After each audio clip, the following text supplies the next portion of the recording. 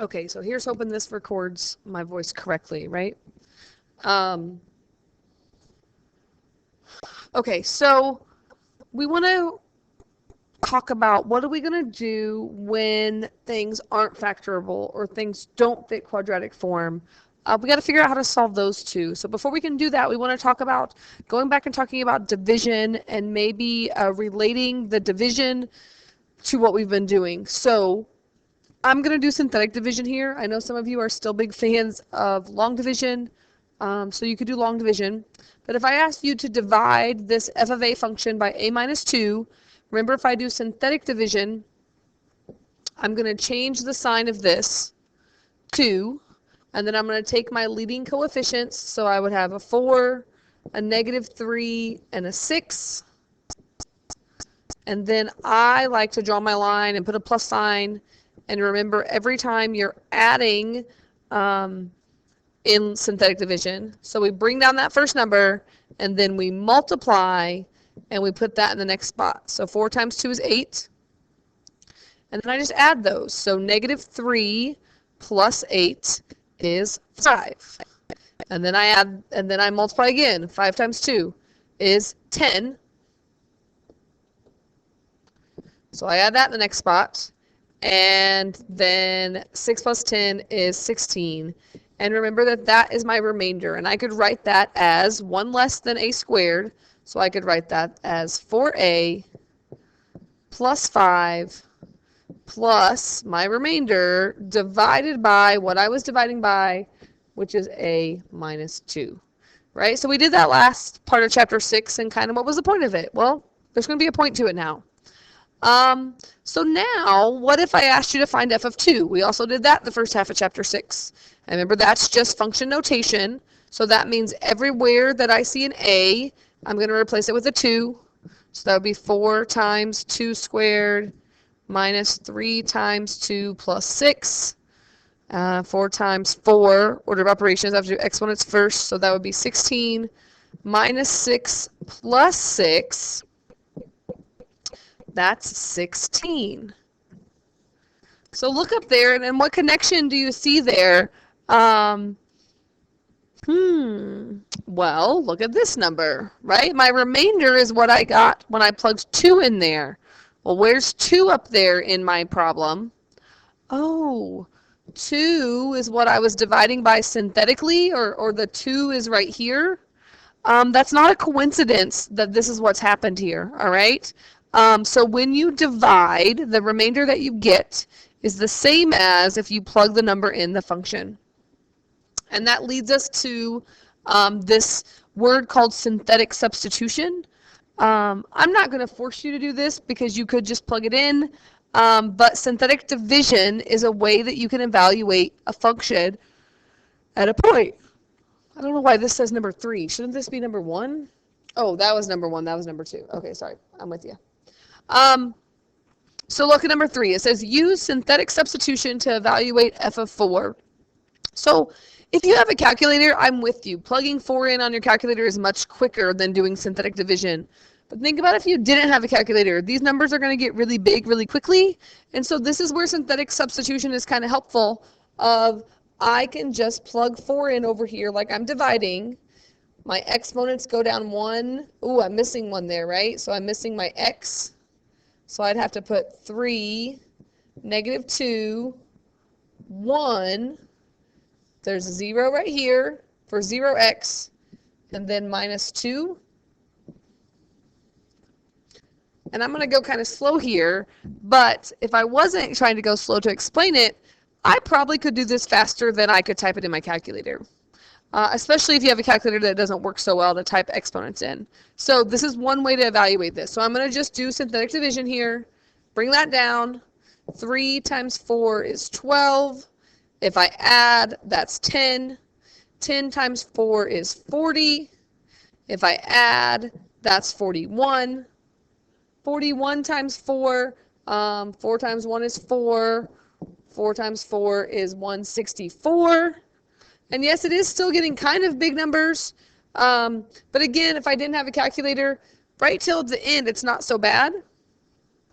164 times 4 right? 16, carry the 1, 24, 25, 4, 5, 6 is 656. And if I add negative 2 to that, I get 654. So what does that mean? That means that f of 4, if I plug 4 into that problem, I get 654. Okay? Again, you might still be saying this is dumb. Why am I going to do this? There's a point. Bear with me. Okay? So, the remainder theorem. The remainder theorem says that if you have a polynomial function divided by some binomial, like we did in the first part of chapter 6, the remainder will be a constant. That just means a number. And more importantly, your remainder is what you get when you plug r into that problem, right? That's what we kind of figured out already.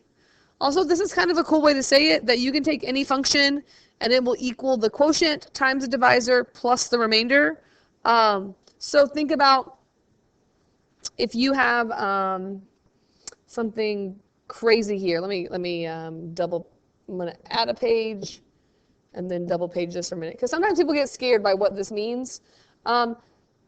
Number-wise, if I took like 37 and I divided that by 2, right? 2 goes into 3 one time, subtract, bring down the 7, 2 goes into 17 6 times, just kidding.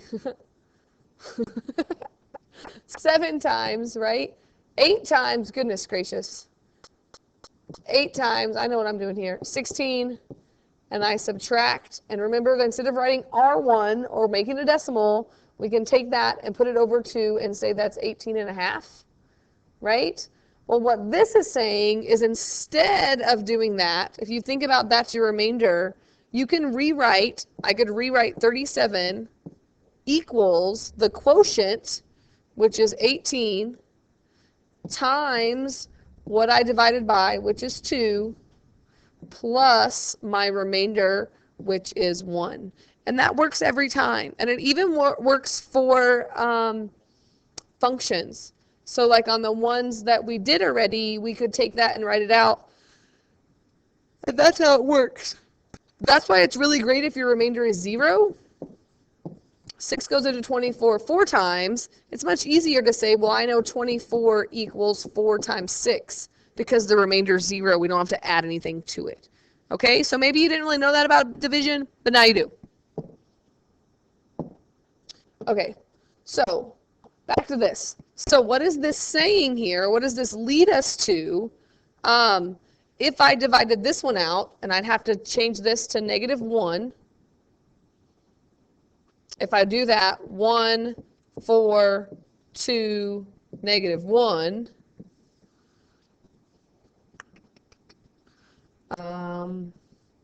1 times -1 is -1. I'm adding 3 times -1 is -3. -1 times -1 is 1. I get 0 here. So I know that P of -1 is equal to 0. So that means that I know that my remainder is 0. And I don't even have to do synthetic division to do that. I could just have done this and plugged -1 in there and got that it's 0. So really important, I want you to write down that if the remainder is 0, then that means what we just divided into that is a factor of that polynomial. That's why we have to know how to do division. All right, this is going to be a long video, I feel. Okay, so that's what this factor theorem says. The remainder and the factor theorem kind of go hand in hand.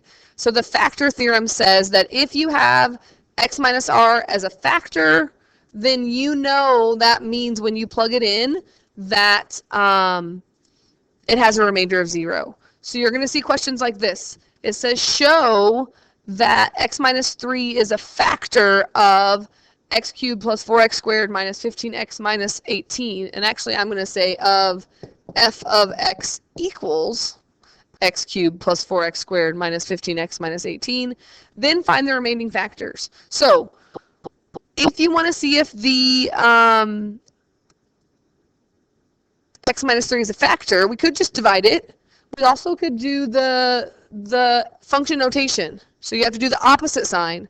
So if I plugged in f of 3, it's only a factor if it equals 0. So that's going to give me 3 to the third plus 4 times 3 squared minus 15 times 3 minus 18. So that's going to be 9. Oh, just kidding. Goodness gracious, my math is struggling today. 27, then 9 times 4 is 36, and then 15 times 3, negative 45 minus 18. 3, 4, 5, this would be 63 minus 63, right? That is going to equal 0. So that alone proves it is a factor. So now let's find the remaining factors. So that's where our division is going to come into play. And again, you can do long division if you want, but I'm not going to do long division on any of these. So I'm going to divide out the one that's a factor. So 1, 4, negative 15, negative 18. I already know that it should equal 0 down here. So if I don't get that, that means I've done something wrong. So bring that down. 1 times 3 is 3. 4 plus 3 is 7. 7 times 3 is 21. What is that? 6 times 3 is 18, which means that the remainder is 0. So remember, starting with 1 less, that would give me 1x squared plus 7x plus 6. And I want to factor that if I can. If I can't factor it, I'm just going to leave it alone. But I think I can factor that into x and x. And what multiplies to give me 6 that adds to give me 7 is plus 1 and plus 6. And what's really kind of cool is we already know that x minus 3 is a factor. So this is okay answer, but I just want to show you that if you put x minus 3 here, if you multiplied these 3 factors together, it would equal that polynomial that we started with because it had a remainder of 0. Okay, so division. So let's do another one. I think that's it, yeah. So this is the last one. I'll be fast. Same directions. Is it a factor? And find the remaining one. So since I want to find the remaining ones, I'm just going to go ahead and do synthetic division. And if my remainder isn't 0, that means it's not a factor. Again, remember you're doing the opposite sign here. So since that says negative 2, I'm taking out the 0 of positive 2, taking my leading coefficients, filling in zeros if needed, but I don't need to on this one, right? It goes 3, 2, 1, none. Bring down my number, multiply and add, multiply and add, multiply, and I get a remainder of 0. So again, this means, yes, it is a factor. So the directions say find the remaining factors. So I'm going to write this as x squared, 1x squared, plus 9x plus 20, and then I'm going to try to factor that. X and x, and what multiplies to give me 20 that adds to give me 9 is 5 and 4. And again, that's the remaining factors, but you could also multiply here by x minus 2, and I like to do that because that will equal what that original function was. And it's not labeled, but I'm just going to say that like equals f of x if that equals f of x. And if you multiply that back out, you get that answer. So we're making some big connections here between the factors and the remainders and all of that stuff. Okay?